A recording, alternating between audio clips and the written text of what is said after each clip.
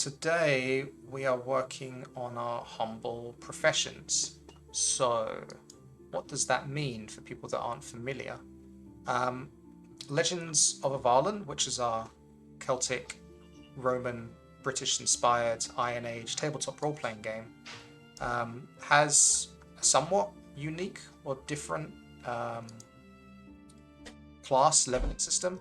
When you begin the game, well, there are four standard classes in the game, typical to what you might imagine in other games. They're warriors, mystics, mages, and reavers, which are kind of like our rogues. But you don't get that class until you're level 2. And at level 1, you choose a profession. And these are humble origins for your character. So in Legends of Avallen, you begin the game as a humble townsperson or villager or member of a tribe or clan community. And you have your role in your society, what it is that you do to keep the tribe running, or to... You have a job. You have a job to make your way in the world, yeah. And then you venture out into the world and learn how to be an adventurer, whether that be a warrior or a mage or a mystic. So you begin the game with this humble profession, and then later on you learn how to fight or use magic.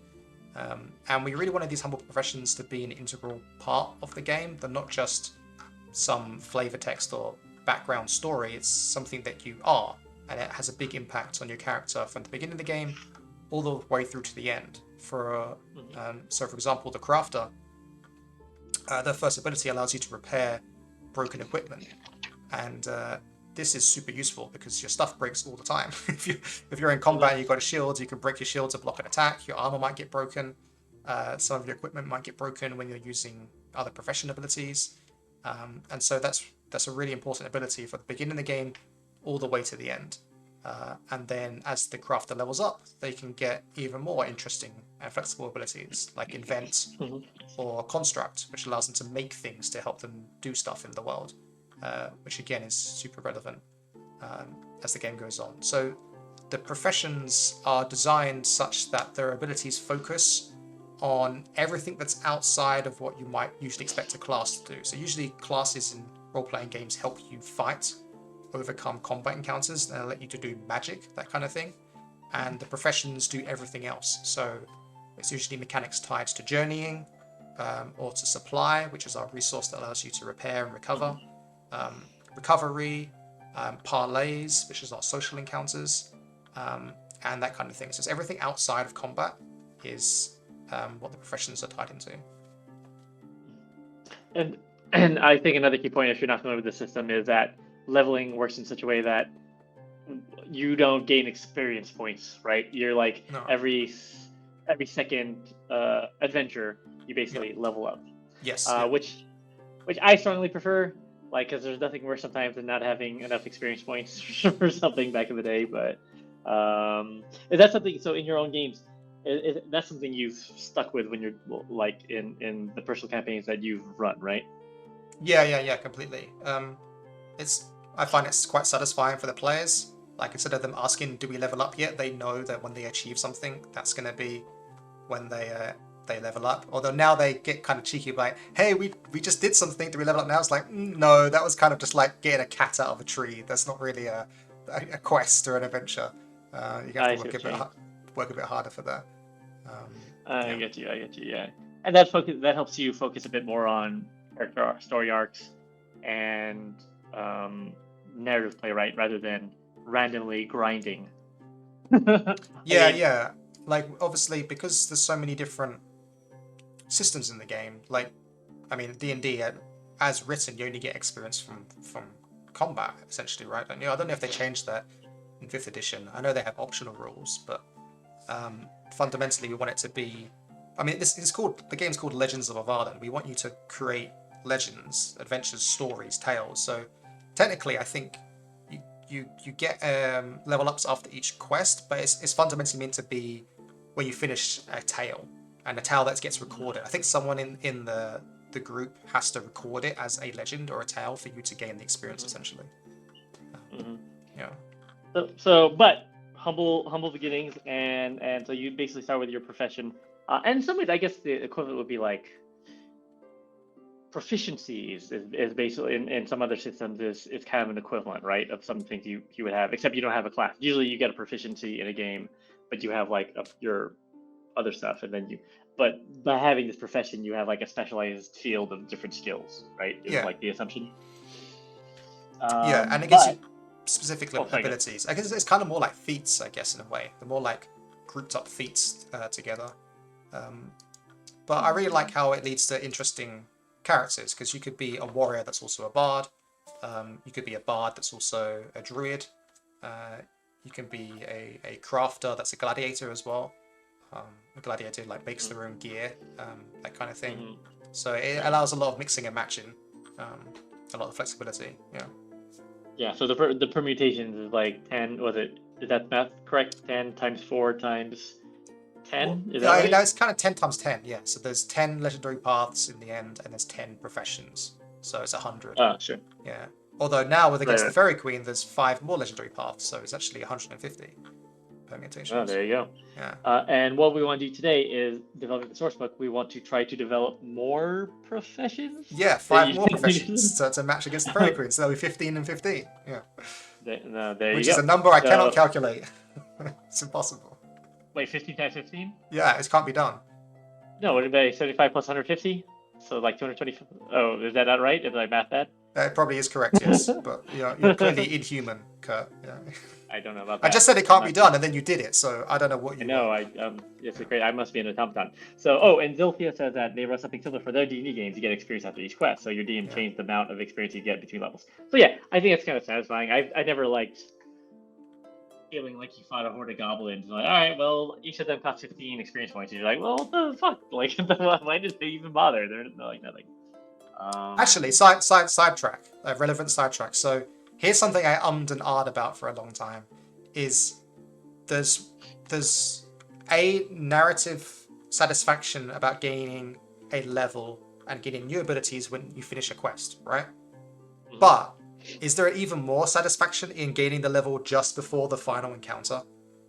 And then it feels like you power up before the final encounter and you get to try new abilities in the final encounter before the adventure ends. Like, is that a better narrative beat?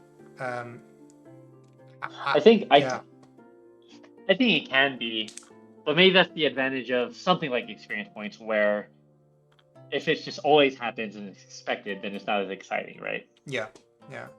But if it's like a thing that might happen, might not happen, then that's a bit more interesting, right? Like it's obviously binary. You either go up a level or you don't go up a level. Yeah. But if it doesn't always happen, but if it does happen and it's like foreboding, like, oh shit, like something big's coming, then that could be pretty interesting. Yeah.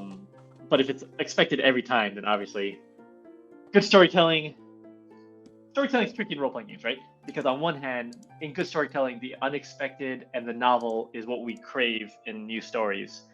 But in role-playing games, we also crave that kind of novelty, but we also want that familiarity just as much, right? Because we want to emulate these stories that we like and play with your friends. Yeah, you want to slay the dragon. It's like, how many dragons have been slayed in fantasy fiction, games, movies, or whatever, but you still want to kill a dragon. It's just... Yeah. Yeah. And everyone wants to be the cool anti-hero with a dark past. Everyone wants That's my character every time, dude. Come on. Yeah, everyone wants to be Drizzt Do'Urden, and everyone wants to be, whatever, like Wolverine or whatever you want to say in a superhero game. Which is funny, and then that's fine, because that's also what role-playing games and games like these are good for, to help us emulate the heroes we can't be in real life and to borrow their courage in our everyday experience. That's what makes stories and games beautiful. And what's beautiful about Avallen is regular people can be heroic too. Yeah. People with professions and who do things, even if they look meek now, they can be destined for greatness. And that's what I love about the system that we're crafting, right? Like, it's a fun narrative. Like, when sometimes you play D&D and a person comes and they have like 10 pages of backstory, you're like, all right, like, can we just play the game first and decide if you're a mighty, well-known hero? Yeah, that was part of my motivation for Avallen was, I wanted the game to start simpler for new players, so they didn't have to have 10 pages of character stats to look through.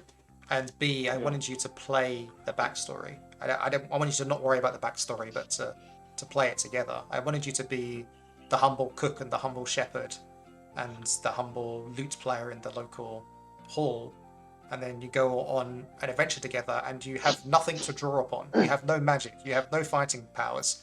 You're just a guitarist, essentially, and a cook and a shepherd, and you use each other. You help each other out, and you overcome struggles together, and that forges that bond, and that's how you become adventurers. That's what makes you heroes, is the fact that you could do it without anything.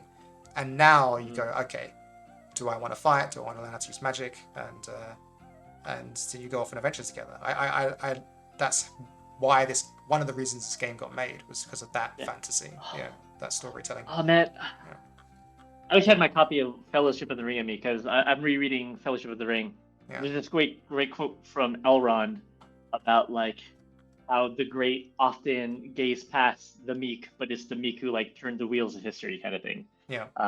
That's the idea of it, right? So I like, basically you're sort of, with that concept, following the footsteps of heroic storytelling that I think Tolkien was trying to do, right? Like you had Aragorn, you had Legolas, you had Gimli or whatever, but the real hero was the fucking hobbits, and that's and they were meek folk facing great things. So I love that. One of my favorite things about our game is that when you're like level 10 or whatever, the players get to look back and go, oh, do you remember when I was just a shepherd? I couldn't swing a sword, I couldn't cast a spell, and we fought that bear. Like, that's the stuff that's like local legend, you know? That's a local legend, and then it grows out from there. It's Legends of Avallen. Anyway. But a shepherd would actually be a tamer, right? Would yes.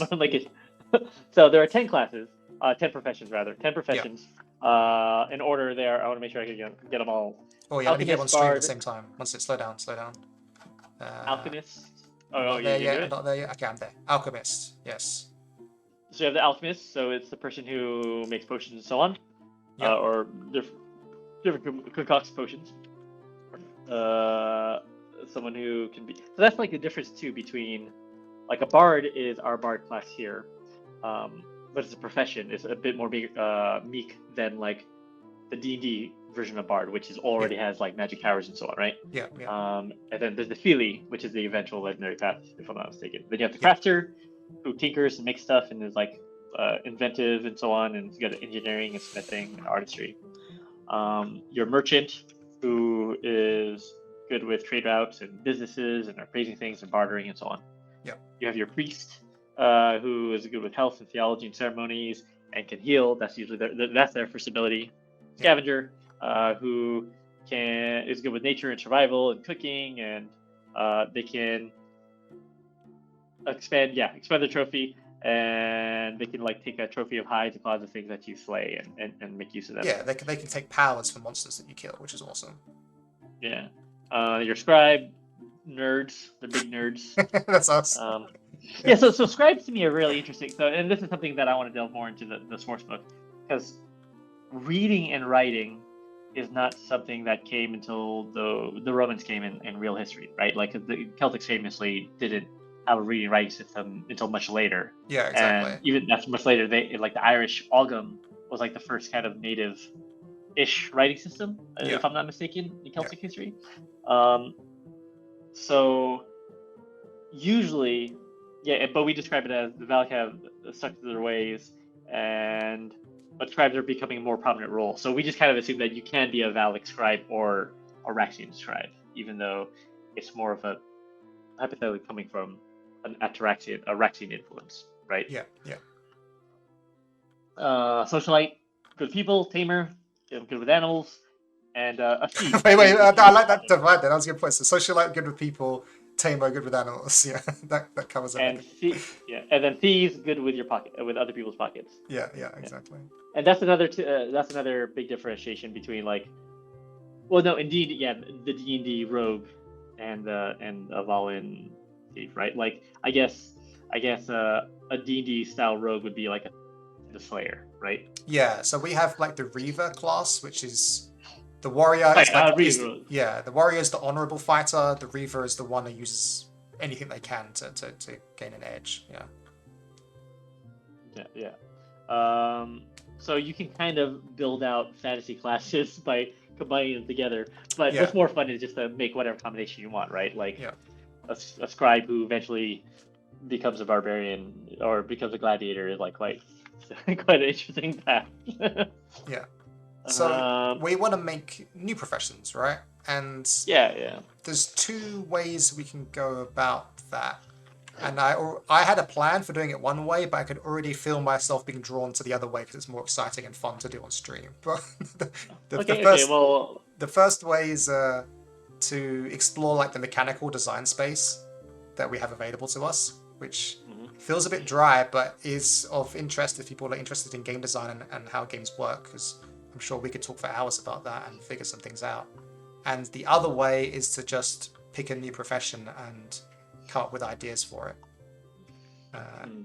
Obviously, we could do both as well, but what are your thoughts? And what are your thoughts, chat? I want to hear, what does chat want to hear? The dry mechanics of here's how to make game design and explore game design space and new veins of rules making, or pick a profession, a new one, and make ideas for it. Those are your choices. So I have a clear preference, I'm sure you can imagine. No, I don't. I'm not sure what your preference would be. Oh, okay. Well, take a guess. I'll let you guess. What would Kurt Sampson's preference be? I mean, my heart says explore design space on the raw mechanic side of things, but my brain says Kurt is often interested in lore and narrative and tying things into a harmony between narrative and rules, and so doing that requires having a profession to build around in the first place. So I'm not sure. Yeah. Hey, what's up, Diggs? She says poems. Yes. I'm also very focused on poems. We can't make every stream a poem stream. Yeah. Maybe haikus. Haikus are pretty easy. Diggs is a wonderful artist. Please follow her on Twitch as well. I stream with her every Tuesday and Thursday. Anyway, so quick plug. Sylvia says, I'm personally game for either, and then picked profession. Yeah. So for me, I feel like profession. Okay, because think about it this way: like, there's no fucking accountants. Well, that's not true. There's no computer engineers in Avallen. So even if you can come up with a mechanic that works for a computer engineer, it doesn't make sense. So we have to. I'm more interested in brainstorming what kind of class professions would be fruitful and needed in the community, and then from there figure out mechanically why they would be different from what we have going. All right, let's do that then. Yeah.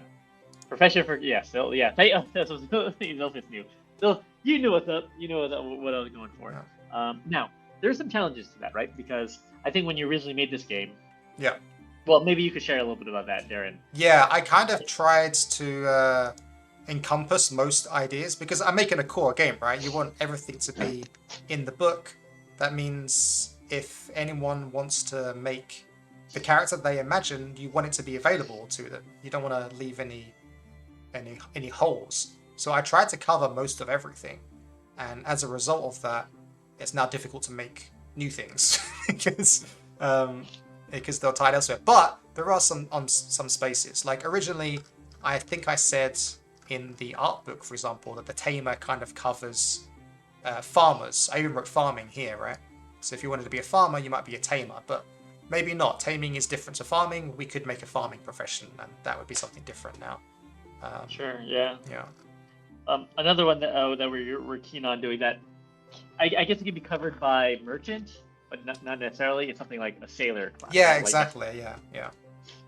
So I think there's space for us to delve deeper into other jobs that might be available. I have a list of things I made months ago. Wait, ready? I have a list as well, so let's compare lists. Ooh, that's good. All right, do you want to go first then? No, you go first. If that's all right. So you can write stuff down. All right, so yeah. Let me write stuff down. Okay, this is new profession ideas. Okay. So this is the Kurt Sampson annotated Legends of Avallen, and if this game ever gets more than 100,000 buyers, we'll put it on eBay someday for charity and give it to Welsh language education resources. Okay, it's a good idea, actually. Yeah, I know, it'd be a brilliant idea. A merchant to a black market peddler. So what you're saying is I have a smuggler. That's like smuggler. Yeah. Yeah, that's a Diggs Sorry, trademark Kurt Sampson, 2024. Okay, so on the storyline, I'm just gonna start writing, and you just tell me if they work or they don't work. Yeah. Juggler. So that sounds like an entertainer, right? Yeah, it's like an entertainer. Yeah, I mean, it's like, is that different from a bard? It is different from Oh, a bard, true. right? Yeah. So yeah, that's all right. So originally the bard was the entertainer, and then I changed it to bard because I wanted to be bards. And then I then kind of encapsulated all entertainment into the bard, but maybe we could split that off. Yeah, we could explore that. Jester type character. So I don't know if jester is the right word for that, because jesters are a very medieval convention. Yeah, I But think that does feel more like a bard. The bards were famous for the cutting wit. Yeah. So that's not good. I like Zilphia. So Zilphia, if I'm saying your name right. Yeah. Sailor is one that I said too. So I do have Sailor on my list. Yeah. So assassin, that's a good point. So assassin is one that I would consider not to be a humble profession. It would be something that's more of a class or a legendary path, right? Yeah, and the Slayer is kind of like that already, right? Yeah. So we're trying to avoid things that have a strong combat or magical theme. Although I am willing to bend on that rule a little bit, as we might discuss later. Yeah. Okay. Yeah. Well, let's get through. I'm still going through it. I love that. So Dig says dancer. Are there any dancers? Yeah, technically that would be a bard. But Exactly. There's another one. It's like I encapsulated that idea of entertainment under bards, but that's because, as you said earlier, I was making the first book and I wanted to have everything. But I would be like interested in, hey, let's split them off. I mean, you can have dancers and you can have bards, and they're not the same thing, right? Yeah. And also investigating from our time, because obviously we think of dancers either now or in old fantasy periods. We have a certain characterization of them. When I hear dancer now, I'm like, oh, that's interesting. What did dancers do in old society? Like, was that a thing in I don't Celtic know, society? actually. I don't even how I'm not sure how that would be a thing, right? People would just dance. But, I don't think you'd have professional dancers, would you? Well, but the thing is, in Greek and Roman, like the Raxian side of things, that could be a thing, possibly. Like there could be like a sort of how do you say, clairvoyant or slash seer element to it, like an oracle type element to that, right? Which we'd have to do more research. Is basically an important question. A fire dancer. Yeah. But that sounds that could be an elsewhere profession for sure. Unless you think we find evidence that fire dancers are a common thing, I'm down.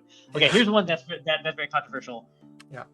Maybe controversial because it seems so mundane, but I feel very strongly about adding a potter as a profession. I know, you keep bringing it up. So okay, here's the reason. When you read like the histories and the research that people do, like pottery was so important. Yeah. And as a skill, because it was used for food, it was used for treasure, all these different things, right? Yeah. But for us, it's pot. You go to fucking Walmart and you get a pot. But like, but it's similar. Like, there's all these things that were so important to antiquity that we take for granted. Salt is a good example of that, right? Like, salt, you put on everything. But salt was like fucking gold once upon a time, right? You needed that shit. So do you know where the etymology of the word soldier? Is it a person who protects salt? No, it's someone who receives salt. It's as payment. Salt. Yeah. Ooh, Darren, etymology and history nerd. I love that. Thank you for the lesson, senpai. So Potter, yes, I'm about that. Let's see here. So similar to sailor, I also had navigator. Like, I feel that could be a something, but I don't know if that's different. Like, if someone's a navigator, is that someone who's really good at journeying, like a guide, or even a guide? Is that a thing? I mean, we have the guide role. That's the guide for your journeys, but I mean, it kind of, it is different, isn't it? But I think, maybe. Yeah, I'll just write it down. Dig says textile maker. Yeah, that is a big deal. Like people who, again, it sounds like very mundane to us, but that's an important job. Someone who fucking make. Wait, what do you call it? What is that? A weaver? Like a weaver. Yeah, weaver. Yeah. I think I had that here too. So weaver. Yeah. So again, it's like I think really we're gonna have to just. I mean, I want to hear for the rest of your list. But I'm just thinking like weaver in my head, like from game design from Avallen. I'm already thinking, well, we have the crafter, and we have the scavenger who makes cloaks and things like that, right? But weaver's still like a separate thing, and we could like draw that out and make it its own thing.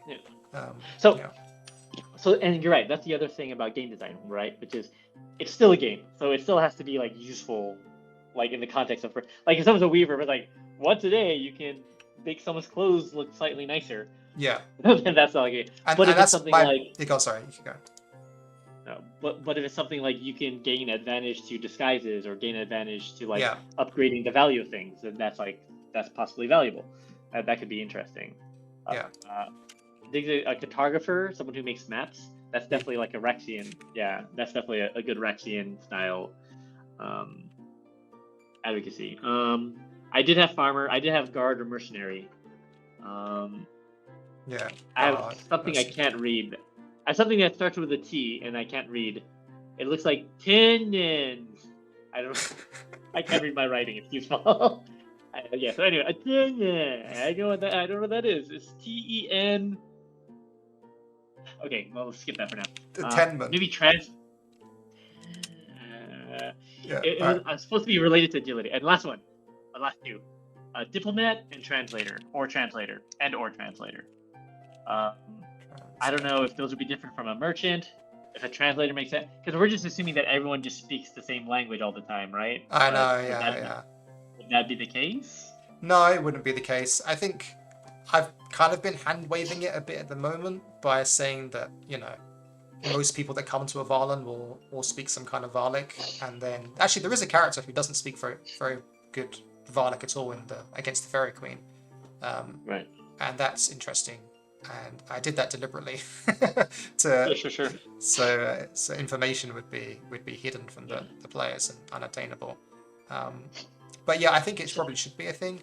And again, that one is another one where it's like, well, we have the socialite, right? Currently, the socialite fills that role, but we could branch it out and have it be something else. Yeah. Sure. Well, those are some of my ideas. Yeah. Oh, would seer, and I also wrote seer down. Yes. Yeah. And that could be more like a prognosticator of some sort. I don't know if it's like they're really good. They just get hunches. They basically have professional spidey sense. Yes, professional spider sense. Professional spidey sense. I'll write that down. Okay, so that's your list of ideas of things that we haven't had yet. Do you want to see my list? I think some of them I'd love to see your list. I think some of them are comparable. I guess I'll paste it. Actually, I'll stick your list top of my list. Do you mind me putting your list on top of my list, Kurt? I love being on top. Yeah. Oh yeah. Let's go. Okay, so this is Kurt's list. Kurt's. And then we're going to get chat to grade them. Huh? What? You have actual thought put into your items. Oh, sorry. Yeah. I mean, barely. You out. I'm a good game designer. Yeah, so here's some I made earlier. So where I came from was trying to think of what things I hadn't done yet, like design space speaking wise, and really strong narrative things that we hadn't done yet. The biggest one that really stuck out to me is Sailor, and I'm glad you had that as well, because I don't know why, it's not anything that's currently on our list. Like Merchant is the closest, but that's so far away. And I actually have a player in my personal campaign at the moment who plays a sailor, and I forget what profession they took instead. But you gone? Sorry. Continue your thought, and then I'll give you my stupid thought. So the reason why I avoided them in the core game originally was because when you pick a sailor, you'd expect there to be lots of sailing and boating involved, and there isn't any systems for that in the game. It's mostly land travel. I mean, you can travel by boat, and I guess there's rules for that. But I didn't want people to pick a profession and then never get to use it because they never go on a damn boat. You know what I mean? But that would just mean we have to come up with other ideas for what a sailor is good at that can be useful no matter where they are in the world, boat or not. And we probably should still give them a boat ability, right? Some kind of boat benefit, obviously. Yeah, sure. But that's why I avoided it previously, but it's such a strong thing. People want to play a sailor. It's so important in that day and age that it's probably something we should include. Give me your silly idea, please. Well, before I go to my silly idea, basically the important part about what you're talking about is how important resonance is in these kind of games, right? Or any kind of game design, really. Even if you're building like a card game or whatever, things are just way easier to understand if they're resonant. And the sailor, is such a resonant sort of class.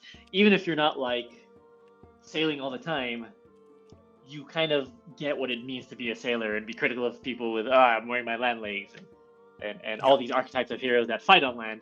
Popeye comes to mind, actually. Like, do you remember Popeye? Yeah, I remember Popeye. Yeah. Yeah, like I want to be able to make Popeye, like the Celtic Popeye. That sounds badass. Yeah. That sounds badass. Yeah. Yeah. And that's the key thing, right? Is that, like I said, we could like slip sailors in with merchants, but sailors are so different from merchants when you think of a sailor. Like it's a completely different lifestyle archetype. Yeah. Yeah. Zilphius' sailors can use the stars to travel around. That's a great idea, and I wrote it down. Yeah, 100%. And it's all I guess in that way too. They could be like the navigator class too, right? Like maybe they do get advantages when traveling on land anyway. Yeah. For that reason, because they have to know the stars so well. Yeah. As a possibility. Now, the dumb idea was. Yeah. So right now the progression in Legends of Avallen is you take a profession, then you take a class, then a path, right? Yeah, legendary path. Yeah. Could you just like take another profession at some point because you want to like have that job? Yeah, you can do that. That's in the rules. You Have can take multiple Have we done that? professions. Yeah. Have we done that? Yeah. Have you had players? I think so. Yeah, I've got one player who is a socialite and a thief. Yeah. Okay. Like, is there just a guy? So hypothetically, could you just be like, have like 5 different, 6, 10 different jobs? Like, you just if you want to take the first ability of all professions, technically you could do that. Yeah, I don't think there's a limit. Well, you need to be trained though, right? You need to get a job for a while and train in the thing. So. Probably, yeah. Yeah. Like, I mean, actually, so that was part of the motivation for the new legendary paths in against the Fairy Queen, which I can guess bring up on chat. Was what if, like, we have these professions that aren't tied to magic or fighting? What if someone wants to continue that on, and dedicate themselves and become a legendary profession, essentially, which is what these are. So we came up with the Automaficer, which is like a legendary crafter. And actually, this will be important in a second as well. So to take on, to be an Automaficer, you have to have certain professions. And I can't remember whether it's written. Oh yeah, you have to be an alchemist or a crafter. So you can't be an Automaficer unless you're an alchemist or a crafter. The Enware is someone who delves into true names. So this is someone who talks about fates, and it's not quite magic, and it's definitely not fighting. It's more like the ultimate seer, like you mentioned earlier. We have you on. Well, then that means whatever we build in the source book, we want to sort of retrofit it. Like, for example, if we decide on the seer being a feasible profession, then we might want to say the seer can become these classes, right? Exactly. Like, not that we can do that, but we have to do that. Because these legendary paths exist now, they are tied to professions, so we need to have our new professions also tie into them, which is one of those things where you kind of design yourself into a bit of a corner, because there's 5 of these legendary profession paths, and we'll be making 5 new professions, and each of them should probably line up. Sure, ideally. Ideally, yeah. Not necessary, but I prefer if they did, yeah. Yeah. We try to do that, and that's always the symmetry versus asymmetry. Because you always want symmetry, because symmetry also feels balanced, right? In game design, like if one thing could get more stuff, even if it's just one class, they just feel more OP because of the more things options, that they can do. Yeah. Of course, famously, if you're a Magic Gathering nerd, you'll understand, if you know anything about the Magic Gathering boons, that symmetry doesn't always equal power and balance. Or equal balance, yeah. Yeah. Famously, because one of the boons, was it $5,000 card now, and one of them was like a 10-cent card. So anyway, that's a different game, different topic. What was your other sailor comment that you had? Another sailor comment? Yeah, you said you had a silly sailor. Oh no, that was that now, just right? Multiple professions. Is that what you're thinking? Oh, taking multiple professions. Yeah. Something like Chrissy said, just make them the jack of all trades. We'll have a legendary class, the jack of all trades. If you manage to take all the professions in Crazy Adventures, you become known as the jack of all trades. Yeah. And you treat all of your first level abilities as if they were, you overturned a court card, or I don't know. Yeah. Something like that. No, we're not gonna do that. But I do like the idea of So that's what I like about the system. And adding more professions, that just makes it a bit more fun, give people more options. We all love that. So my other key profession idea that I think I want to include based on narrative is I spent a long time thinking of a name for this because originally it was servant, but I don't think anyone really wants to be a servant. It doesn't sound great. But I've changed it to steward instead, which I think sounds slightly more heroic.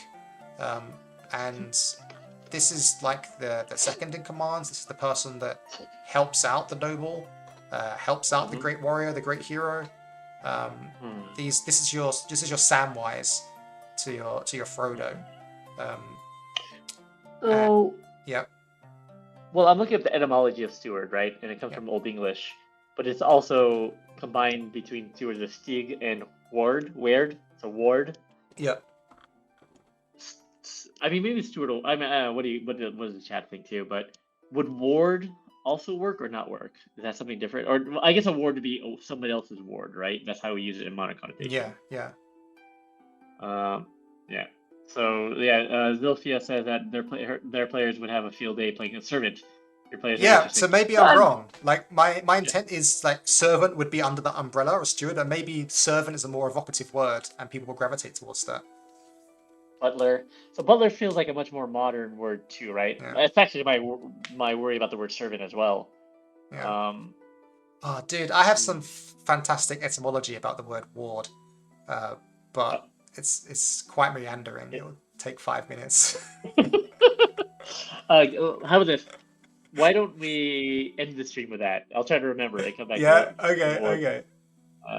So yeah, but what's the etymology of butler? That's what I'm curious about. So why do we care about etymology? Well, because you can't always avoid it because English now is an amalgamation of like Latin, English, whatever, German, whatever, Yeah.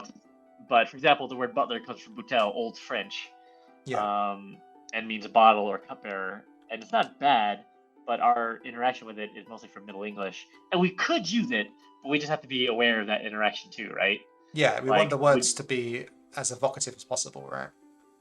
Yeah, and also, surf. Like, what do they have? Surf. Oh, surf. Yeah. Surf. Surf. Yeah. Surf. What's the etymology of surf? Surf is interesting, but surf has a specific. Ooh, surf isn't so bad. Yeah, but they're more like laborers, right?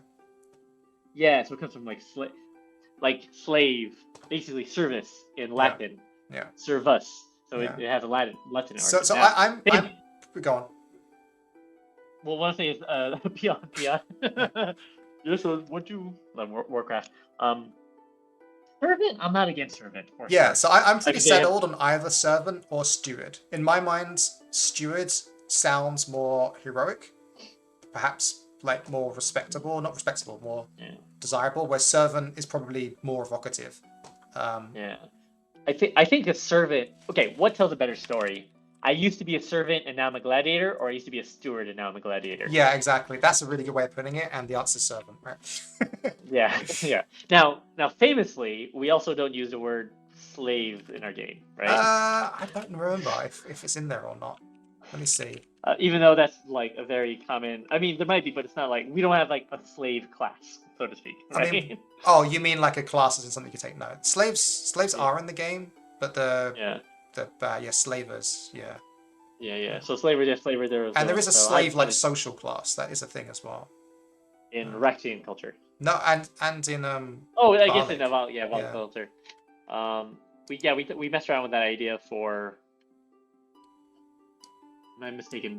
For the pen levy, like taking. No, it's kind of everyone. Like it's essentially it's more like indentured servitude, I think. Okay, sure. Where you owe something, you have nothing else left to give. Okay. Yeah. So that can be encapsulated by servant. I do like servant. Like, what does it mean to be a servant who becomes a hero? Yeah.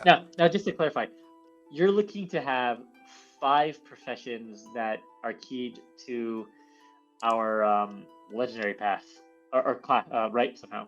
Yeah. So do you imagine that we're only going to have 5 professions for the book, or do you think we could have more than that?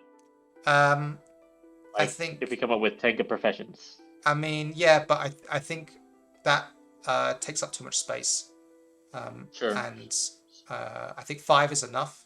So I'm going to try and stick to 5 because it fits. Yeah. I mean, if we come up with more, if we come up with a sixth one, maybe. But like a yeah. servant. Yeah. Okay, yeah, I kind of like that though. I kind of like servant overall. Plus, there's some like badass servant, like you said, Samwise Gamgee is a good example, who had like a servant. He wasn't his servant, but he had a servant sort of Role. approach Yeah. to his role. Batman's Alfred is a badass. Yep. Alfred is a badass. But he's also a servant and a very cool character. Is there any other great servant characters? I mean, there must be loads. The one thing that made me hesitant on the word servant was, say you're a level 10 adventurer now, and do you end up taking your third tier ability for servanting? What does that mean? Does it matter that sounds weird? Like, do you still take servant abilities? Yeah. All right. Diggs and Zilphia both mentioned Black Butler. Are you familiar with that show, Black Butler? No, I think I've heard of it.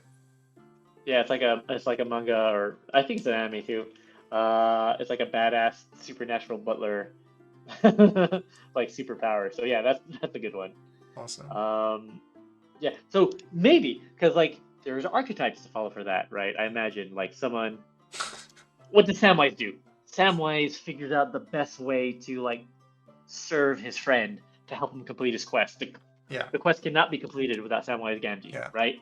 So sure, yeah, you should be. Like, you could be a hero and a legend, but a servant till the end. And I think that's interesting. Like, but we have to be clear with the players about that's how they like create their story arc. Yeah, you're right. Like, and I kind of did it with the core professions as well, where the third ability is usually something that's more fantastical and legendary in itself. Like, the scribe can make spell scrolls, and the crafter can make contraptions, and the scavenger can do the Aragorn thing where they look at the ground and see exactly what happened in a scene like 3 days ago. So yeah, if we do something that sounds awesome as like the ultimate servant ability, then you'd want to take it, because it just make like that ability. The third ability should be like badass servant, which is exactly what you're saying. Alfred, Samwise, Black Butler, whatever. If a player would like fail a check or something, you can do some sort of super exertion and give them whatever, and basically they have another chance to succeed at it. Like, oh, that's cool. Yeah. Okay, so we have something in the cat. So Samwise was a paladin at heart. I could see that. Yeah. The only difference though is he didn't have like warrior per se abilities, but I could definitely see. I mean, he still fought. Whatever. Like everyone fought by the end of Lord of the Rings. That's fine. You have to watch Black Butler, says Ilfis, and yeah, Diggs brings up that a chevalier that they suggested is more like knights. So yeah, and also that's an interesting thing too. Someone who specializes in horses, right? Because chevalier comes from the Latin for. Hold on, I had it here. I looked up chevalier. Let's look up chevalier etymology. It's kind of interesting. Chevalier. So like chivalry. It comes from Caballus, horse, which then got corrupted to caballarius in medieval Latin, and then Old French became a chevalier. So like a horseman or a mounted knight. Like, do we just assume everyone rides horses, or do we want to have like specialties? Sorry, say that again. People. So like, if someone's good at riding a horse, yeah, like a mounted combat. Yeah. Do we just imagine that's a tamer because the tamer are good with horses, or do we imagine that there's a specific kind of rider, like a rider, someone who's good at riding things? Yeah, that can also go on the list. Husbander. Things also suggest that Haji is a cool servant from Blood Plus. Also, I like that Haji got. Did it get pinged? That word get pinged? Haji. Yeah, it did. Yeah. That's interesting. Yeah. Okay, well, we have a lot of ideas here, right? And it's about. I didn't even get to go through mine yet. Bloody hell. Oh, I thought you went through all 5. No, we went through Sailor and Servant. That's as far as we got. Okay, well, yeah. We got stuck on Servant for a while. Yeah. All right. But no, let's just spin out. But you're right. We are running out of time. It's already been an hour. We haven't got anywhere yet. No, we got plenty. Don't worry, we got plenty. Yeah. Okay, yeah, so last one, soldier. So this is where I started to bend my rules a bit, where I deliberately didn't include any professions that were fighting or magic bent, but because of that, there is space to include that going forward. So yeah, I put soldier or guard or mercenary, like you said, because I think we had a discussion about this earlier. It's like that doesn't mean you're really good at fighting. It's just a profession that people have, and it could be cool to play a soldier that ends up becoming a mage, right? Because you're crap at fighting. Sure. And then the last two were if I had a fighting profession, I should probably have a magic profession as well, was my thinking, to mirror it. So that's where we have like the hermit, oracle, or seer, as you said. Yeah, so we're kind of in the same area of that. That makes sense. Oracle's pretty good. I kind of like Oracle too. Yeah. And then not sure which one's better, but yeah. Then I had 4, and I was like, I probably should do a 5th, and that's when I started to struggle a bit, and I came up with like a hermit, or a farmer, or a cook, and I'm not sure about any of those. But I was imagining like we have the scavenger, but that's more someone that survives in the wild by themselves, and I was thinking of someone who's just lives in a cave and people bring them things because they're wise, perhaps. That's more like a hermit kind of character. So that's where I was. Yeah. I mean, arguably the most important profession of all those is a farmer. Yes. However, in terms of how society developed, and in terms of what it means to be, I mean, a farmer is also that's also the classic archetype, right? Even Superman is technically a farmer. In a way, right? Like he grew up in Smallville. Oh, right, yes. as Clark Kent, I mean, so to yeah, speak, right? Clark Kent was a farmer, yeah. Clark Kent was a farmer. But that's the important thing, is it's such a key element of society, and it's obviously important. The problem is a farm is anathema to adventure, because the whole point of farming is you stay in a fucking place and you grow shit. Yeah. But what does it mean for someone who knows how to farm? What does it mean for them to go out into the world and not farm, but adventure? Yeah, so that's why I ended up with the tamer, because I really struggled to come up with the cool farming abilities for adventuring. That is something we could tackle sometime. Yeah, I'm interested in approaching it, though. I think there might be space to have a farmer be kind of interesting, right? Because like you have to know things about like the land, about the seasons, like about nature and so on too, in a different way than maybe some of the other classes do. I think definitely something. I kind of want to do servant. I think. You want to do servant today? Yeah. Well, okay. So what would servant? Do you imagine servant being attached to something, to the faceless? Yeah, so you I think said the faceless. Yeah. Actually, a really famous character in recent media would be Arya Stark. She starts as a servant and becomes a faceless. Yeah. Yeah, so that's kind of that archetype. Yeah. Like the ability to observe and exactly. And yeah. Herbs and medicine. So yeah, herbs and medicine would be sort of covered by our priest profession right now. Yeah. But it's not necessarily. It's not something that couldn't be its own per se. Just depending on where we. Yeah, where exactly. we So to. okay, so to pull back just a little bit, talking about mechanics, like I came up with some thoughts on mechanical design space, and one of them was just use abilities we already have in the game, but apply them in a different way. So I was like thinking about, like we have a crafter. The crafter can repair everything. That's what they do. That's their main ability. But then I thought, well, should other professions be able to repair things? And is that a problem? If so, what would it look like? And I just imagined like maybe the servant, they can repair small items, right? But then it can't just be that. It has to be something slightly different. So maybe they can repair them without making a check. So the servant is better at repairing small items than the crafter is, but they can't repair big things. And that means they have the same kind of ability, but it's different. Like that's a space we could look into. And if that's the case, then a farmer could be using herbs as well, but in a different way to the priest can, right? Sure. Makes corn. Yeah, make cornbread. I love cornbread. What's the number one Celtic or Wales grain? Is it wheat? Oh, geez, don't ask me that, dude. I don't know about farming. Well, see just how important it is. Yeah, you need to learn about farming. Wheat and barley. I don't know. Okay, we're asking Google. What's the? And someone in the chat, if you look it up for us, what's the main grain crop of Wales? It is barley, wheat, potatoes, and oats. Cool. We're right. Barley and wheat. Yeah. And they also operate on estates for commercial exploitation of lumber, sheep and cattle, obviously too. Interesting. So so see, from my point of view, if I'm thinking of a servant, what's like an interesting ability for a servant? Yeah. It's to be prepared for something, right? Like, Ooh. could it be so that like when you're a servant, you have to be a servant to someone else in your group, and basically you can convert like your supply to something that character needs or something, like you know what I mean? Yeah. If they need something, your supply counts as their supply, or blah blah blah, or some kind of like anticipatory need. Like if you guys need something, then there's an advantage of them anticipating that's those cool. needs. So actually, yeah, let's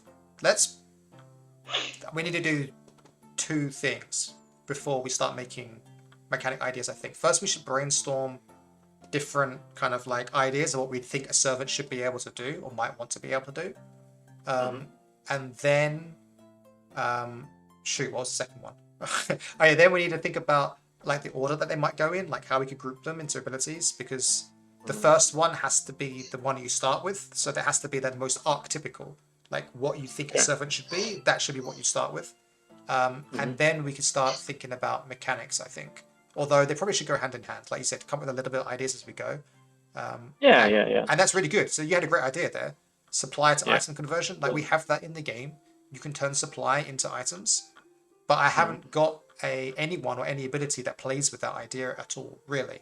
So maybe they can make more items from the supply because they're more prepared or something like that, or it costs less supply for reasons. That's a really cool idea. That's interesting. They're like a support character. Zilphus has to go into increase carrying capacity. Yeah. Like the beast of burden ability. That's interesting. Well, that's also something that we haven't played with in the game. We do have a carry limit. You do have so many items you can bring, and my players constantly go, "Oh crap! I don't have room for this. I can't carry this. Can anyone else got some space?" Yeah. My manservant. Oh, Pancho Sanza's another great one, right? Don Quixote's like squire, right? It's like the squire role. The servant can also be the squire type role, right? Yeah, that's what I meant. Steward, servant, squire. Yeah, that's good. Oh, they're all S's as well. Isn't that satisfying? Servant, steward, squire. That's sweet alliteration. Yeah. Awesome. Awesome alliterative. Think of another A word.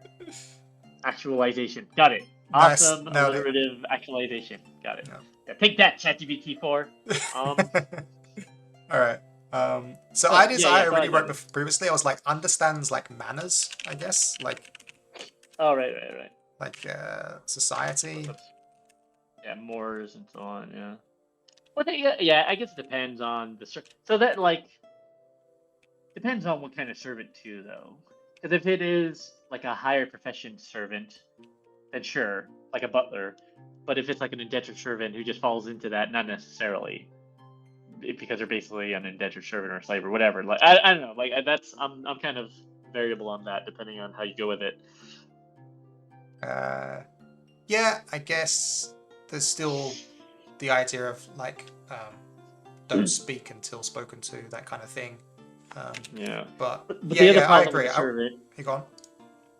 The other problem with the servant is like clarifying, because what you don't want to do is someone take the servant and you attach yourself to someone, but you always just feel like that person's bossing you around. You don't want that. Yeah, exactly. That's why I avoided the word servant to begin with. Yeah, exactly. Yeah. But you can clarify the dynamic. Like this servant, even though he serves that person, is not there to be abused. It's like a position of love. Yes. Like, Sam doesn't have to serve Frodo. He does because of his affection for him. Yeah. Same with Alfred, right? Yes. Like it should always come from a place of affection, and that should be a clear part of their story arc. We forgot about the most badass servant of all time, which is Jesus Christ. No, Mary Poppins. Mary Poppins. That's a good one. So we need the ability to fly. That'd be a fun chart one of these days. Is just to do the different combinations and identify what character sort of aligns with that. Yeah. Like merchant, or no, what do you call it? Servant, mystic, or. You mean like make Mary Poppins in Avallen? Yeah, make one of Mary Poppins. Yeah. Servant mystic. Yeah. Oh, she would be servant mystic filly, right? Probably, yeah. She tells stories and tales. And, yeah. Yeah. That sounds like a game for later. All right, Yeah. I like that. All right. Okay. Stupid. That's a city stream we could do sometime. Yeah. Okay. Yeah. What else did I write? I said go without being seen. I feel like that's an interesting one. Like a ninja. Kinda, but like in a different way. Like I don't know how it would play out. I was just thinking of abilities I associate with being a servant or a steward. Not all of these will end up being part of the profession, right? We're just brainstorming at the moment. What grabs the most of us? Yeah. Yeah. So Billy. Okay, that's good. So I understand better. Say, go let me think. Being prepared. And yeah. So again, if we go to the archetype of Samwise, it's like protection, right? Like some sort of protective ability to sort of defer something, either socially or physically, right? Like a good butler, a good servant, if there's some sort of like social harm coming to them, they can are being prepared, but it's not physical. It's like this social advantage that they can give to somebody. But I don't know what you would call that. I guess that falls into your idea of also manners, but. What would there be? I mean, it's like shielding. Shielding, you can socially shield. Gatekeeping. Shielding. Yeah. Redirecting. You know. Yeah. Like that's always like the thing that you admire about a character like Alfred, right? Where his fucking Bruce Wayne, the person who he serves, is a psychopath that goes out at night and has to like do all this crazy shit, and he has to like cover for him. So some sort of how do you cut? Like, how is that an ability? Like, basically, you're chronically covering for someone. Yeah, like you can. They read the room and they step in before the ward needs them to step in. Yeah. Yeah. Maybe. But is that different from maybe Kalu, you can choose a ward as well. Is that different from from a bodyguard, like a Taily type character? Yeah, it is because you're not. The Taily steps in and fights on your behalf as a champion, right? Right. Whereas the servant, again, we're going to avoid combat things, so I think maybe sticking to socially is probably the right shout. Yeah. Sophia mentions bonus to bluff checks, so yeah, definitely giving. That's an interesting take. Not just giving a bonus to parlay, or giving bonus to parlay specifically because they're willing to fabricate and lie for their master or the person they're serving in order to give them an advantage to something, right? Yeah. Genie is another perfect example of the classic servant archetype. Oh, Genie, yeah, that's a good servant. Yeah. Yeah, Genie's a good one. So, I almost feel like I wish we could mention these in the book in a way, but I guess you could. You could do that. They used to do that in D&D books. Yeah. Like they would say, so and so is a good example of like a ranger or whatever. Aragorn's the archetypical ranger. Mm-hmm. So. Mentioning it in this way, that could also. And then what does Genie do as well? He grants wishes, right? So that you're always prepared. He pulls things out of his arse, and he has items to go around and that kind of thing. Yeah, exactly. Yeah. And then he wears gold cufflinks. Yeah. And then later on, any other random ideas then for servants? Because we've got a bunch, and I can already see in my head them grouping into like kind of 3 like categories. We've got like related to physical serving, like being prepared, supplying items, carrying things, maintaining things, repairing things, like being a handy person to have around who supports the group. We also have some kind of like social aspects to them, of them protecting people socially, giving cover to the ward, understanding manners, and being a part of society that lubricates society, but isn't necessarily at the forefront of it. And then we have like just being the one that carries the group, that is the super support to complete the quest. Like Samwise Gamgee, I won't carry the ring, but I'll carry you, Frodo. That kind of feeling. Yeah. Spoiler alert, Darren. What? I mean, that was a dream he had. It didn't necessarily happen, right? All right, don't spoil 20-year-old movies and 80-year-old books. Yeah. Yeah, Dix is a good one. Message runner, exactly. Yeah, like lubricant for society. Like you're the person that helps things get made happen, even though you're not on the spotlight. Yeah.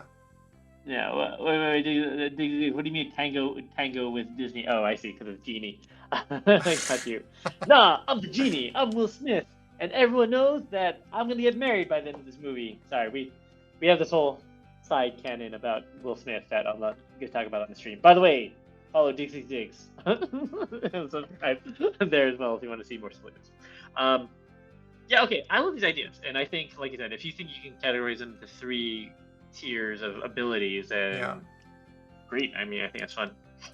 Okay, so so I guess prepared is like one of them. Being prepared, yeah, something to do with supply. Is that OP? Because supply is important, right? Like, is that why you want to do it?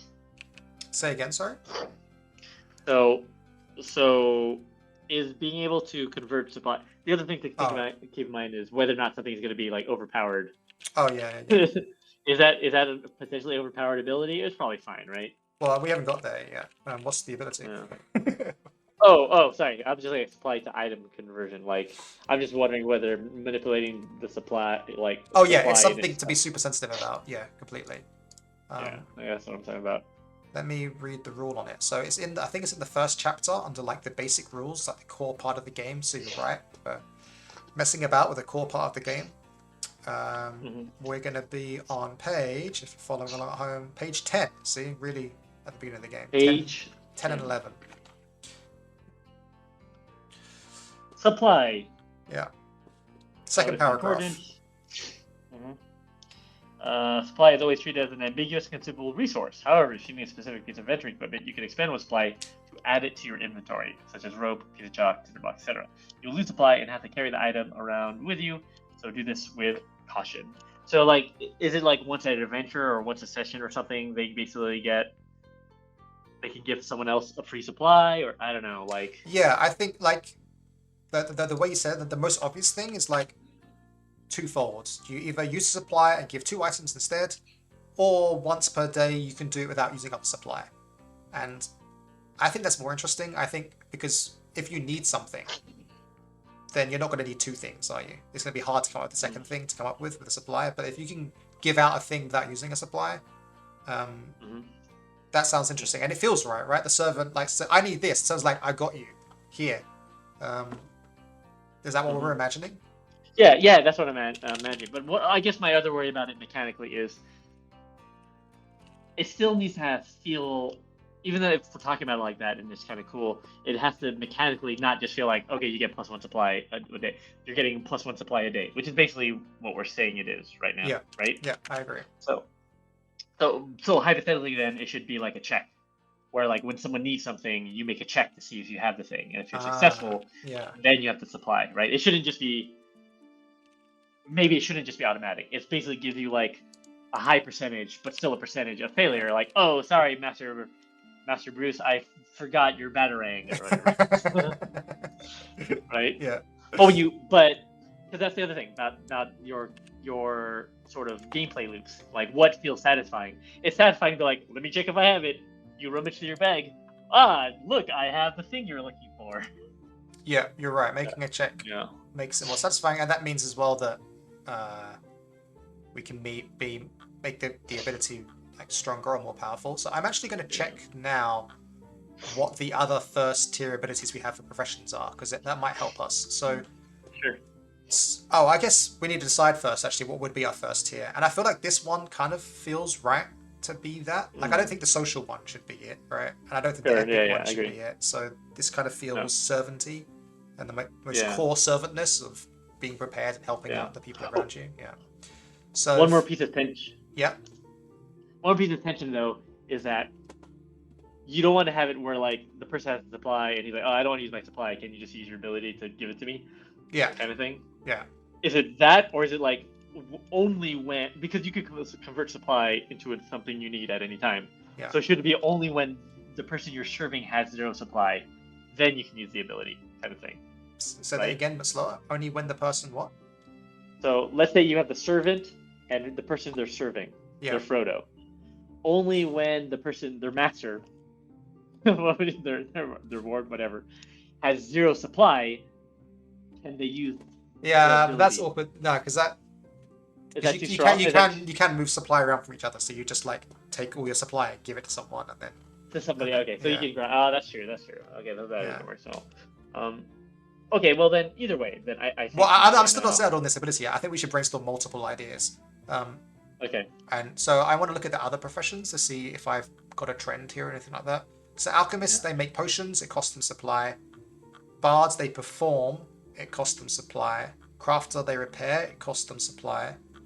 Merchant, they can barter, and it costs them an item. Priest, they can heal, it costs them supply. Scavenger, they make supply, but it costs them a trophy or an item. Scribe can make documents and things, it costs them supply. Socialite introduces themselves for parlays, it doesn't cost anything, it's a check. They all involve checks. Tamer tames animals, costs supply. Thief tricks things, it costs supply. So I think I deliberately made all of the first abilities require a check and cost supply or involve supply so that it ties into the core gameplay loop of the game from the beginning. The only one that doesn't cost supply is the socialite and the scavenger. They make supply instead, but it costs an item. It makes supply. Yeah. Right. Now, Zig says, Zilphia says, should it be the one that they are serving can ask, even if it's just flavor text. And that's kind of interesting too. That's an interesting idea. I mean, let's take it to sort of like gameplay ultimatum. Like basically, you can't use that ability until someone needs to rely on you or ask for you for it. Yeah. However, does that feel bad where you're like, ask me to use this apply? You know what I mean? Yeah. When you're relying on someone else. Or your friends forget and you never get to use your ability. Yeah. So that's the tricky part, right? Like, it is interesting, but whether or not that's something that, because ultimately it'll just be like the servant saying, "Hey, ask me to use my thing, my supply." It's like it's the curse of the support character, right? Like, yeah. Hey, I wanna give you support, but you gotta put me in a position where I can be a good support. It's an interesting idea though. I mean, I don't know. I'm not totally against it, but no. Let's just come up with random other ideas. So let's put the giving out items thing to a side. Like I think it could work. Okay. We also have the idea of increased carry capacity, maintaining supplies, and repairing small things. But maybe we should come up with a different angle as well. Maybe we should think, when you think of a servant, what's the number one thing you think of? Get up and make everyone breakfast. Do the laundry. Like do the menial tasks. Or maybe it gives you a buff to like certain like healing and so on. Like, is there a way to give some sort of like you get advantage on certain checks and especially in healing? Well, I mean that's like a priest thing though. Like maintaining camp, cooking. Is that true? But then will no one just take this profession because like I'm not your maid? Yeah. Even though technically I am, your servant. No, it's interesting. So taking care of other people, right? So what does that mean? Like, yes, and not necessarily tied to supply. Healing through food, like the mom from Encanto. I don't know if you've seen that. Can run on far less sleep than everyone else, makes them a better. Not bad, yeah. I like that idea too. Yeah. I mean, okay, so like in healing, we have the priest, right? So the heal can recover exhausted, sick, withering, and consciousness from a character as long as you know the cause of the condition, and they supply. So like that's pretty strongly covered underneath the priest. But let's look at that and say, what could we do that's different, right? So right. The condition of that is they can recover almost any condition, but they have to know the cause. Well, what if the servant can do it when they don't know the cause? Because they're not a healer, they're not professional, but they do take care of you, right? So it could be a limited version of that doesn't need you to know the cause. And it could be tied to something else as well. We could like tie two ideas together to make a lesser healing thing that does something else as well. And that could be different. Yeah. Do we also have any abilities that are like you get that ability if you do it? Oh, sorry. Diggs also says deep body massages can fix physical damage of massages. Deep body massages. Let's think about that. That's a different kind of servant. Yes. That's we'll get to that. That's like a Japanese health club service. So the idea you're going on though, like do we have none of these abilities are tied to? So for example, can the butler do anything, but they're always disadvantaged when they make the check. Like, does that make sense? What do you mean do anything? You mean has like a really broad ability? That's No. But like, okay, hypothetically, if they could also like help you recover from exhausted or sick, or withering or consciousness, but whenever they make the check, it's always it's always disadvantaged. But that's just a worse priest. Why would you do that? Because then you don't have to know the cause of the condition. Oh, I see. Yeah, I see what you mean. Yeah, so it's harder to do, but it's broader. Yeah. I don't know if that's... Yeah. I'm in my head. I was like, yeah, they could repair things and they could help people, like a jack of all trades that helps out the group, but they do it worse than everyone. And I feel like in the end it will just feel bad. Like if you have a priest instead, well then you'll just always call the priest, right? Unless you don't know. Sure. I mean, like, okay, so let's take the priest for example. Yeah. Let's say hypothetically you have a group of the priest and the servant, and the priest helps recover exhausted, sick, withering, etc. If they know the cause and they expend a supply. Could it just be that the servant then can help anybody? Like if you're caring for your master, yeah. The thing is, they basically help with the check, and if it's successful, they don't spend a supply or something like that. It's like more efficient. Oh, so now you're saying that they support other professions? Yeah. Other people using the profession list. Oh, that's interesting. Yeah. I think it can either support other professions purely, or it can just support the person they're serving's profession, and it makes them. So that's a way too. It supports their abilities. If something would take away supply, if they help with that action and it's successful, it doesn't expend a supply. Kind of thing. So yeah, that's where my head went as well when you said that. It's a really interesting idea. I have two concerns. One is it might be overpowered because they'll just. It means basically you have like at least 50% more supply for the entire group when it comes to making checks because you the check, and also that maybe this is fine because it's the servant, but it feels like you're not doing anything. You don't have a special thing that you do. Your special thing is that you help everyone else, but that is what a servant does. So maybe that's okay. But I think there's also he's serious muscle pain. Do some massages. Got to get that deep. Data class is masseuse. Okay, I like your idea. I'm writing it down. Okay. Support other professions. Yeah. With massages. So supporting other professions and. Like for example, how would they help someone? So it's like if it would use a supply or something, or.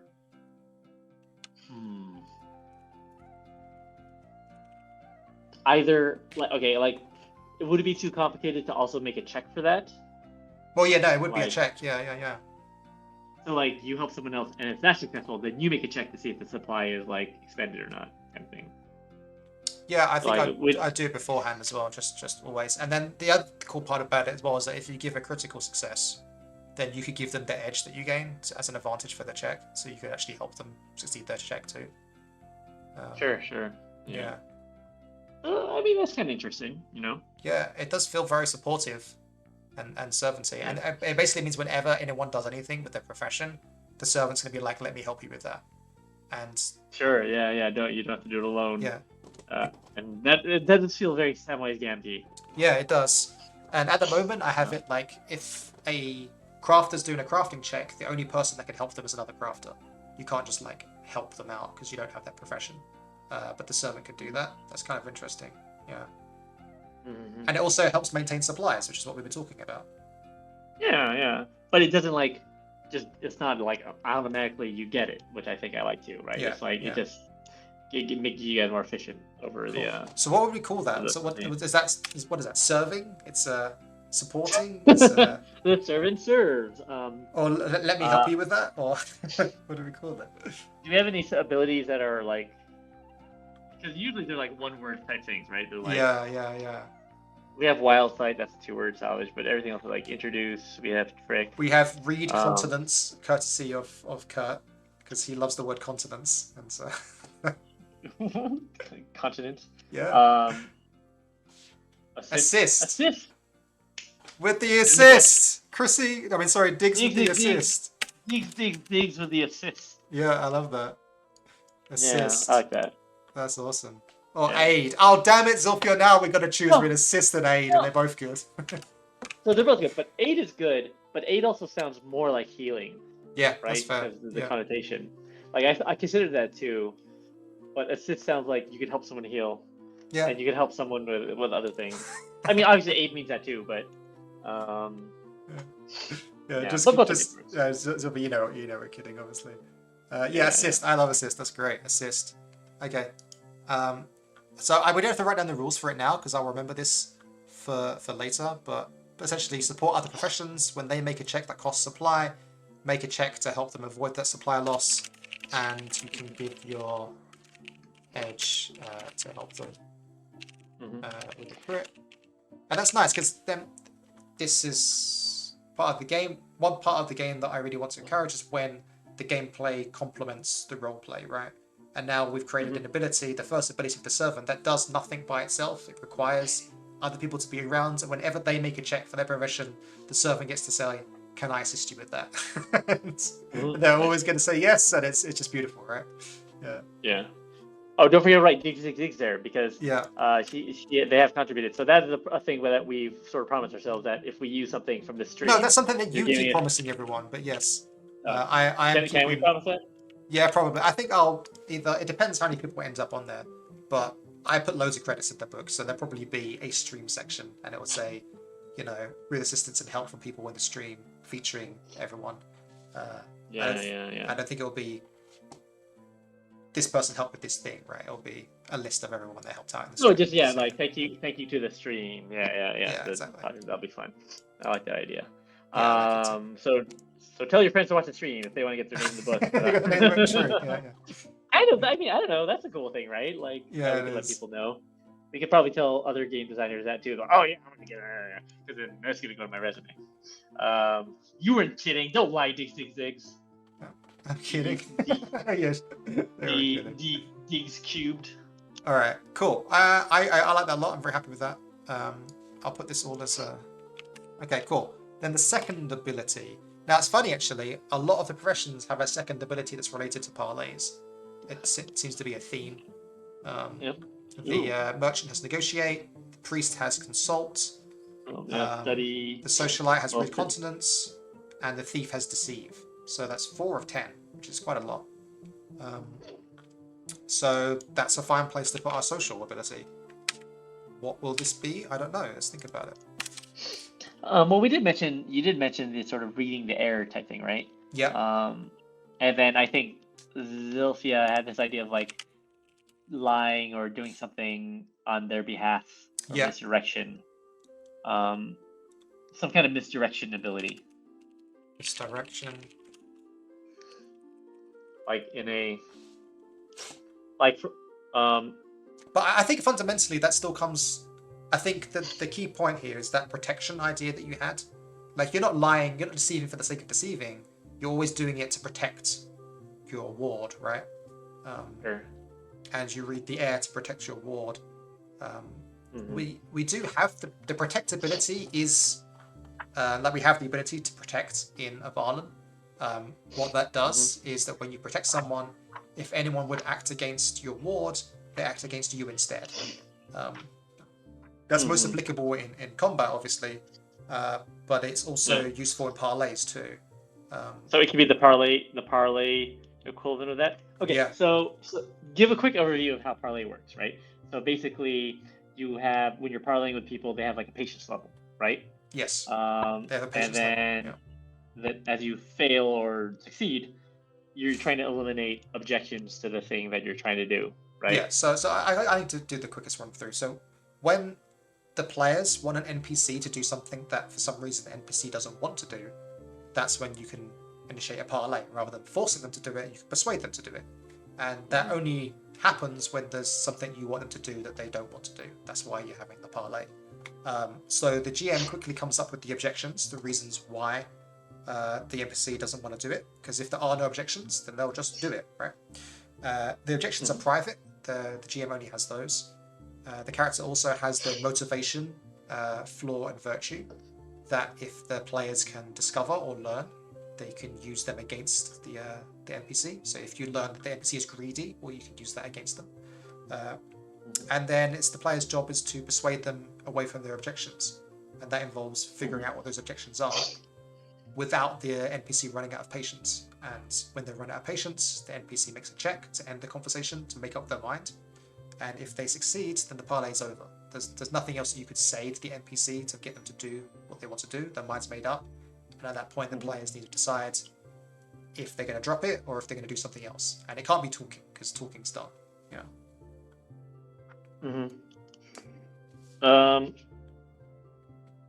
So yeah, in terms of like an actionable ability there, so what you're proposing is that they have the ability to either make a check for the person who would make a parlay for their master or something, or to social engineering to make it better for them from the outset, right?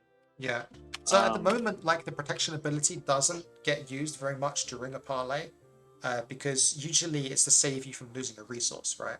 Like if someone goes to attack someone and you protect them, you're taking the hit instead of them to save them from being harmed, or something like that. But in a parlay, the players aren't losing anything. It's the NPC that's losing patience instead. So if we could find a way to make the protect action more interesting and viable for a parlay, that would be really cool to me. So if we said like whenever you protect someone in a parlay, you gain something or do something, that's cool. This ability is okay for it being a passive ability in that it doesn't require a check. It just gives you a benefit for when you do something. That's fine by me. So yeah.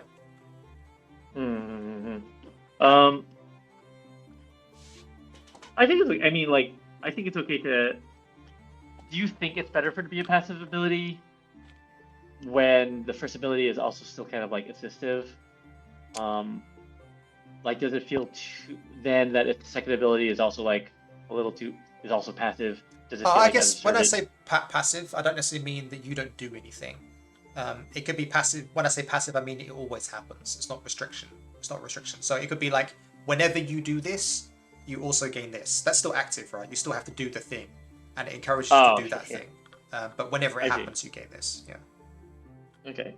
And if it's focused purely on social actions, I mean, okay, some of the things that come to mind, and again, I'm stuck on this social engineering aspect. Like your servant often like can announce you or be at your side in assistance. Is there a way for this ability to sort of either identify like a motive, help the person they're serving? Is there a better word for person you're serving than master? I keep saying first ward, of all, but yeah. So your ward. Okay, sure. Let's use ward for now and understand what that means. So hypothetically, your ward, like in a parlay, could it help you identify their objection faster, or help you identify their motivation faster, or something like that? Yes. Do you want me to read you the other social parlay abilities we already have in the game to see what kind of space we're playing in? That's right. Yeah, let's review that, because I know socialite. Hold on. Yeah, so if you go to page, I don't know what page this is, the back of the book, there's like the appendix, and it has all the professions in short. So we have the merchant has negotiate, and it just simply says your advantage with checks made to make an agreement or a deal. Right. So that encourages the merchant to make agreements or deals because they have advantages with it. And it's passive in that it always applies, but it's still active, right? Right. The priest has your advantage with checks to change how characters feel about a character or group not present in the scene, and it's called consult. So the idea is that the priest is very good at mediating things between different groups. Sure. The socialite has kind of what you were just saying, has read continents. Your advantage for checks made to uncover a personal aspect. That's right. Yeah. So they're good at reading other people. I feel like it. And the thief has deceive. Obviously, your advantage with checks to lie. It also includes hiding, and hiding things on yourself as well. So it has non-parlay applications, but still. So a lot of them are simply you're advantaged in talking or attacking a parlay in this kind of way. So we could have that, or we could have you advantage other people for doing it in a certain way, or we could have something like whenever you protect someone, you grant them an edge or something. I don't know. Yeah, I think we really should drill down to what it means to be a servant in a parlay, right? Like what? Could it have an effect on like the starting patience level? Is that too cheesy? Yeah, but I already stole that. The socialite already has that. No, but the socialite different. That's for advanced checks to make uncover. Oh wait, that's the first ability. Introduce. Oh sure, that's the first ability. Yeah, that's the first Yeah. ability. That doesn't make, yeah. So that doesn't work. Introduce.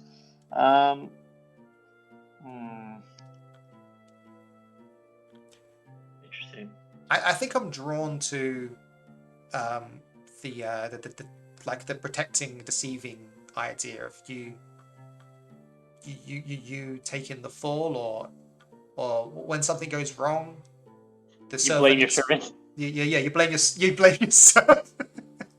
I know that kind of happened in Lord of the Rings, didn't it? Like, yeah, Samwise, like Gandalf would like shit on Samwise for something. Yeah, like the fool guy. Yeah. Zilthia suggests it could be better the friendliest before parlay. Yes, that's what we're talking about with the influence, or the patience rather. But yeah, like basically redirecting a point of does that feel too bad? That was just like being a punching bag.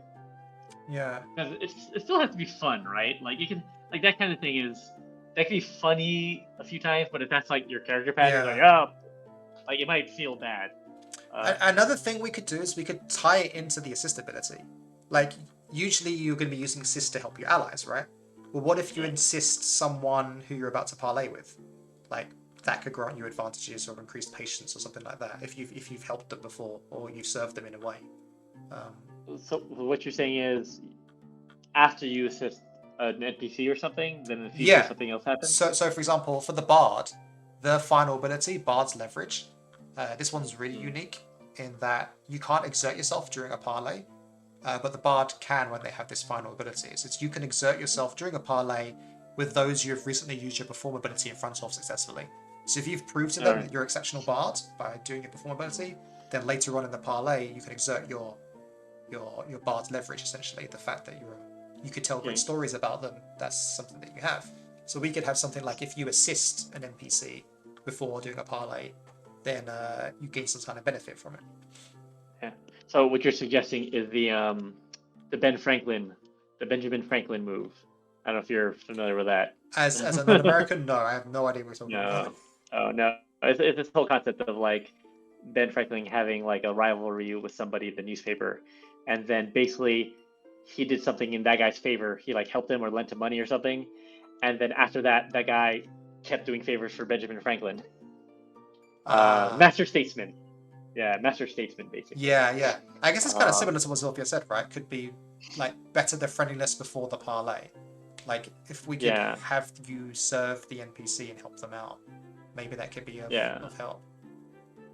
Yeah, and that goes with Zig's idea of social engineering a little bit, right? Like you're social engineering by getting in their space and helping them out and and then you become more amenable to them when down the road. So yeah, I think it's an interesting play space. The question is, it also leads to really interesting role-playing situations, I guess, right? Because like it's not a combat ability, but you're just like in a village and like, oh hey, we need to talk to that chief later. Let me go help them patrol. I don't know. like you have to be creative, I guess, with how you use it. Yeah, exactly. You have to be creative. The issue I do see with it though is that I feel like it might be very much not applicable in some parlays. Like in the parlay where two hostile groups come in contact with each other and there's no opportunity for you to do something beforehand, then you can't use it. So maybe we want to work a way in so you could use it during a parlay as well, or a secondary aspect to it. I'm not sure. But I'm kind of gravitating now towards this fall guy idea. Like the deceiving kind of covering for your master, like covering for your ward, but then also assisting NPCs. Yeah. It's kind of like it's kind of like 2v1 parlay, but it's not like intimidating, because normally when you have two people and one person, it can feel intimidating, right? And that could be kind of make you standoffish. But if it's like a servant and a person, then that could feel more. It feels like you have less pressure from two people. I just had a bolt from the blue. Like one thing about servants is that I feel like there's like a servant recognition amongst each other, and servants talk to other servants, right? And there's gossip as well, right? Yeah. And so usually when there's a parlay, there's usually secondary NPCs that aren't quite involved. There's usually one key NPC is talking, and then there's others that aren't, right? What if the servant can talk to the other ones and gain information by doing that, right? Yeah, actually, that's a good point. Like, just as a general ability of like information gathering. Yeah, information gathering. Yeah. So, and that would actually have more applications. Like, when you're in the city, like you can, if they have any kind of servant class or like working class people, you get an advantage, or you can get one piece of information like pretty easily or something. Yeah. So I kind of like that. I like the idea that the servant can go off and talk to the other like servant NPCs and then bitch a little bit, gossip a little bit, and then find out something about the key important NPC, come back and then feed that to your talkers. It's kind of like a combination of everything that everyone's been saying, like social engineering, message runner, read the air, misdirection. Sure. So the only issue is that it's stepping on read consonants, but read consonants is your advantage for checks made to uncover a personal aspect. Yeah. But we can make this like a specific thing that you can do that has like an input and output where it gives you something guaranteed, and maybe it's a check. Maybe that's their check ability, because they didn't gain a check ability. They did, didn't they? Yeah. Yeah, the first one. But I mean, I think it's interesting. I mean, write it down and we can run with it and develop it more. But I think I like that aspect of servitude too, right? That's like a classic trope of, so and so goes with the servants' quarters, and they're able to gather all this information, and if they choose to separate. All right, then maybe we just leave that there for now and come back to it later. Yeah. All right, then should we do the final ability then? What's the legendary? Yeah, what's the legendary ability for a servant? That isn't these first two. Assist and isn't an information parlay type ability. Yeah, I mean, this is going to be the Samwise carrying Frodo on his back kind of thing, I feel like. But I don't know what that means. Sure. I mean, does it mean that when, like, for a legendary path ability, like, you create success? Hold on, let me look at some. Should it interact specifically with, like, legendary path abilities? Oh, maybe. Let's see. I'm looking at some more legendary path, like Fate Touch, spend one Fate Trick, that could also be. I guess you could. Like the first one is. The first abilities often has to do with supply. The professions. But some of the abilities, but some of the paths they have like other resources, right? Like they have their own resources usually. Yeah. Yeah. So is that too redundant to let them age like legendary path resources? Actually, that's kind of cool, but I don't know how I might word that mechanically speaking. Sure. That's a cool idea. They have. Yeah, because like every path has like a different thing, right? They have study. A lot of magic points. They have study points. They have all this stuff, but they're not like categorically. I mean, I guess you could delineate it within the ability. Like, you can help with the resources for a different ability. That includes study points or so and so, whatever for so and so. Like, just like name them in the ability. It's a possibility. If that's something you're curious about doing. Yeah, I am. And then you can like tie it to an edge too. Like either they have to have an edge or you have to have an edge. Yeah. So in order to aid them or something, legendary aid. Yeah, legendary aid.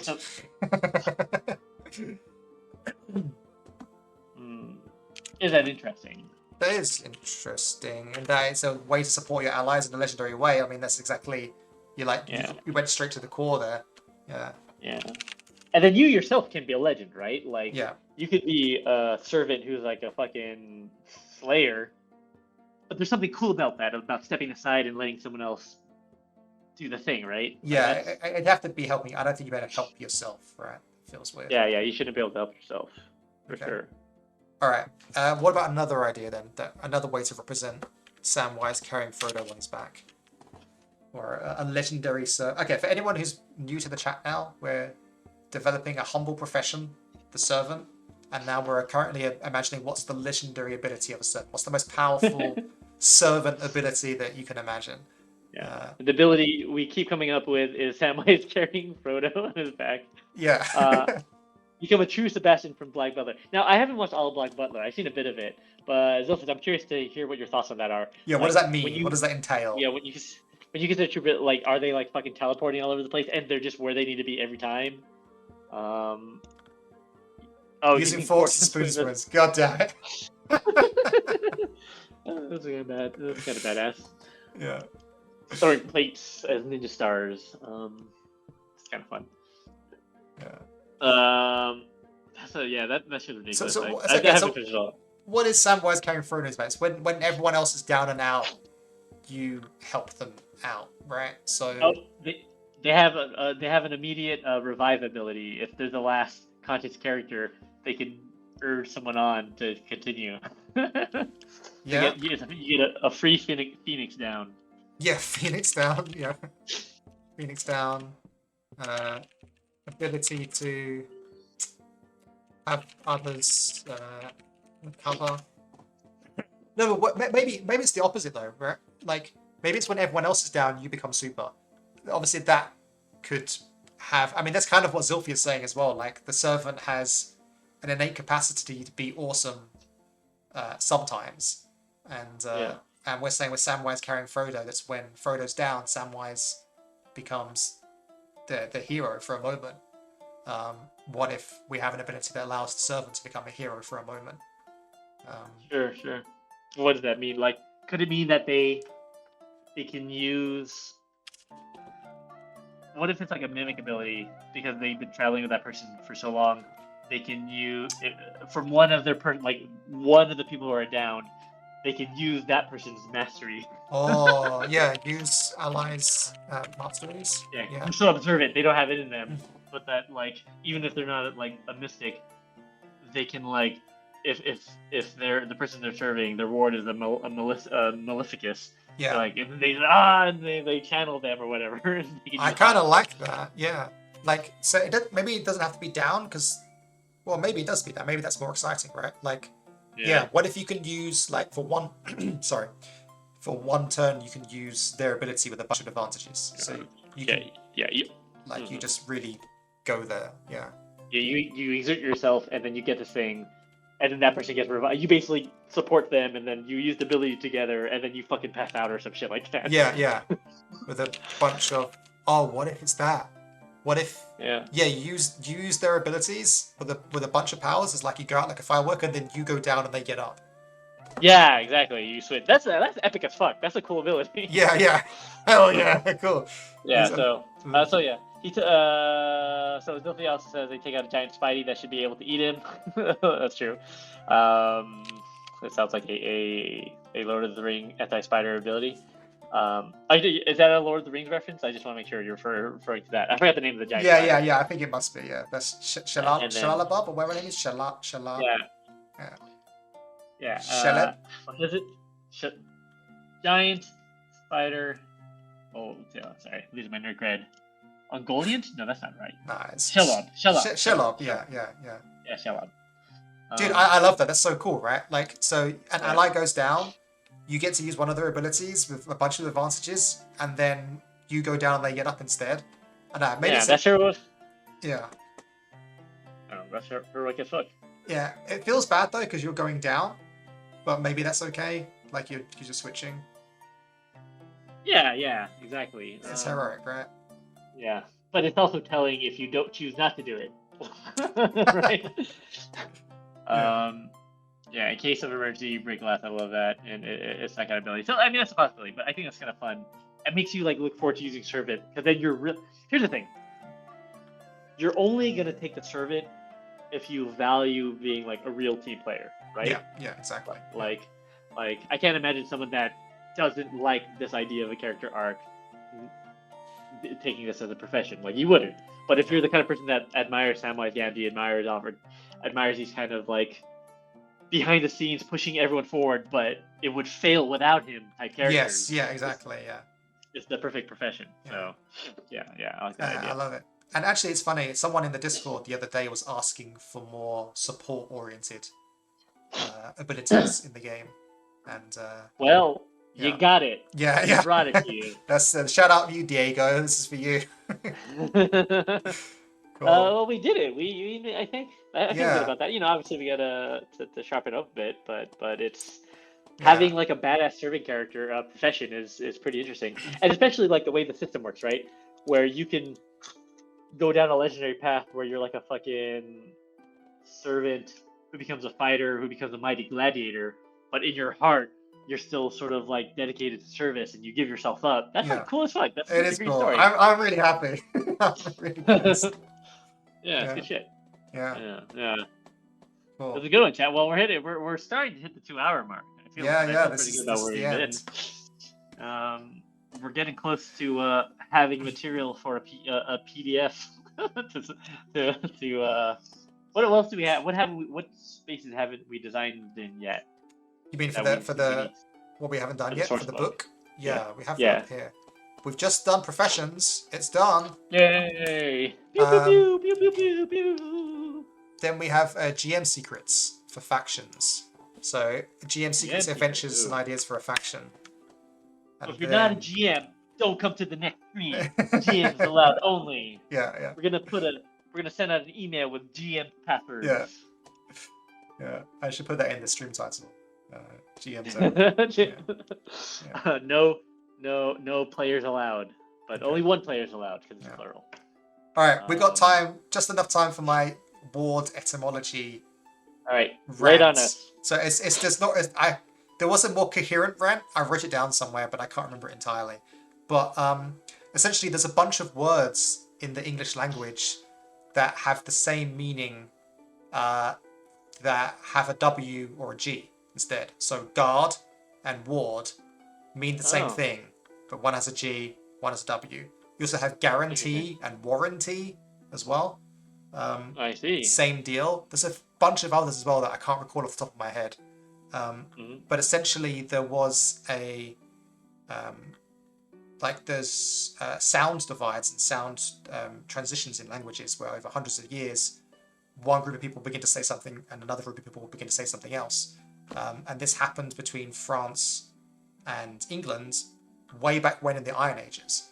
And it was the GW divide, where some folk would start using a G and some folk would start using a W. And then basically the word ward is like a very old English word. And then we get guard coming in from French hundreds of years later. From the same root, but coming back to us from a different angle, right? So we had the same word, we got split off, we started saying ward, they started saying guard, and then we picked up guard again later, even though they mean the same thing, right? And interesting, yeah. So it's interesting because it's from the Iron Age times, but then where this becomes really cool is the word for Wales.